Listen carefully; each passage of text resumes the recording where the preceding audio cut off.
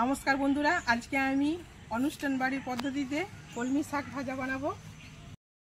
বন্ধুরা, এই আমার বাগানে আমার কলমি শাক হয়েছে অনেক।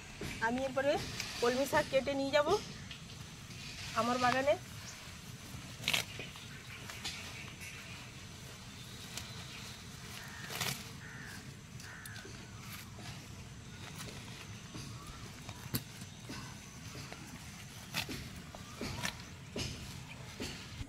অনুষ্ঠান বাড়ির পদ্ধতিতে শাক বানাতে যে যে জিনিসগুলো লাগবে সেইগুলো হলো, প্রথমে এখানে আমি আমার বাগানের কিছু কলমি শাক ঝিরিঝিরি করে কেটে রেখেছি, সরষের তেল, স্বাদ মতো লবণ, স্বাদ মতো চিনি, দুটো শুকনো লঙ্কা, একটুকু রসুন ছেঁচা আর নারকেল কুঁড়া। আর এখানে আমি পরিবেশন করার জন্য কিছু ডালের বড়ি আর গোটা বাদাম, চীনা বাদাম আমি শুকনো কড়াই ভেজে নেব। শাক বানানোর জন্য আমি প্রথমে এই বাদামগুলো একটু শুকনো কড়াইয়ে হালকা করে ভেজে নেব।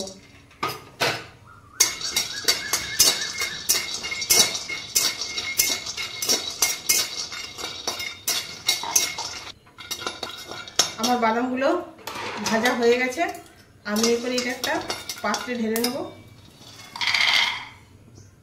এরপরে আমি ওই কড়াইয়ের মধ্যে একটুকু তেল দিলাম, সরষের তেল।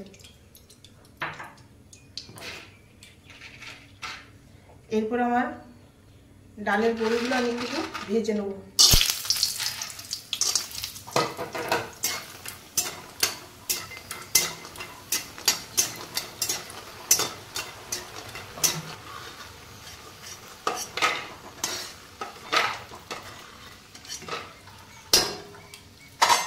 আমি ওই তেলের মধ্যে আর একটুকু তেল দিয়ে দিলাম।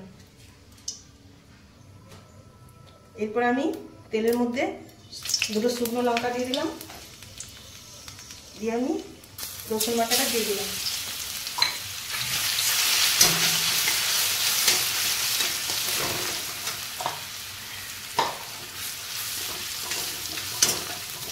রসুনটা আমার ভাজা হয়ে গেছে। আমি এরপরে ওই তেলের মধ্যে আমি শাকটা দিয়ে দিলাম।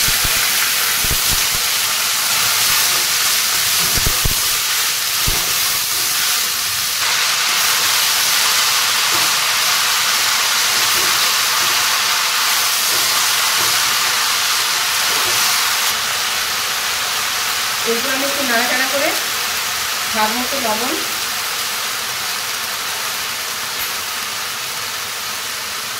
আর একটু সামান্য স্বাদ মতো চিনি দিয়ে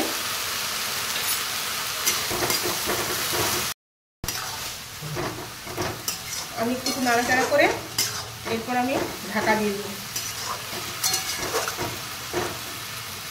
2-1 মিনিটের জন্য আমি এরপর এটা ঢাকা দিয়ে দেব।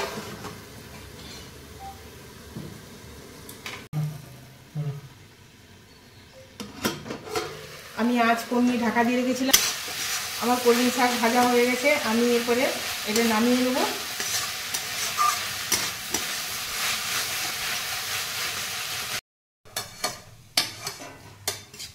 আমি এরপরে এই শাক ভাজাটা একটি পাত্রেতে নামিয়ে নেব। এই বড়িটা খেতে খুব ভালো লাগে। এটা বিউলি ডালের বড়ি।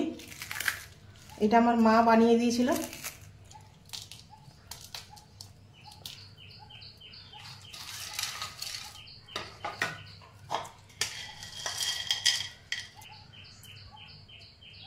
আমি একটু এর মধ্যে বাদাম দিয়ে দিলাম।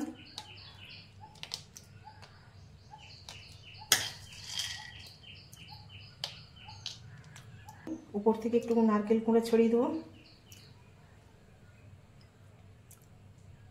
এটা খেতে খুব স্বাদ হয়, খুব টেস্ট। একদম বিয়ে বাড়ি, কোনো অনুষ্ঠান বাড়ি, যে কোনো অনুষ্ঠান বাড়িতে এই রকম পদ্ধতিতে শাক বানালে শুধু গরম ভাত দিয়ে, এই শাক দিয়ে শুধু গরম ভাতটাই খেতে ইচ্ছা করবে।